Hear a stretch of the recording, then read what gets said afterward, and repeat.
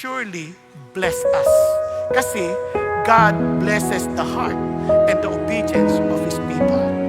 Kaya nga kahit sa gobyerno, alam nyo, eto babala, boboto tayo.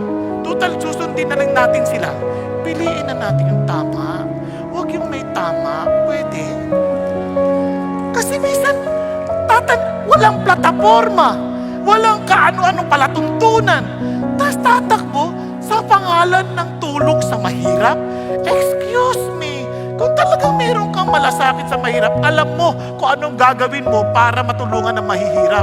Hindi yung pag-iisipan pa lang pag nanalo na. Naintindihan? Kaya, hindi ba kayo nagugulat na ang mga kampanya ay awitan at sayawan? Bakit ang mapipiliin natin, dancer at singer? Hindi.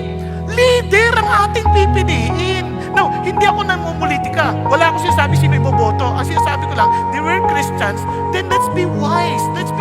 Since we are to obey, then obey. Choose the right person to obey. Meron na tayong ganung privilege. Huwag na nating sirain pa. Huwag yung, kaibigan ko yan. Kasi mabait yan. Ano, tinutulungan kami. Ikaw, tinutulungan ka niya. Paano yung buong bayan? Nakatulong ba siya? Hindi niyo ba napansin? Halos pare-pareho lang apelidong lumalabas. Nagbago ba ang buhay natin? Bumuti ba ang lagay natin? Hindi ko sinasabing bumoto tayo ng panibagong apelido.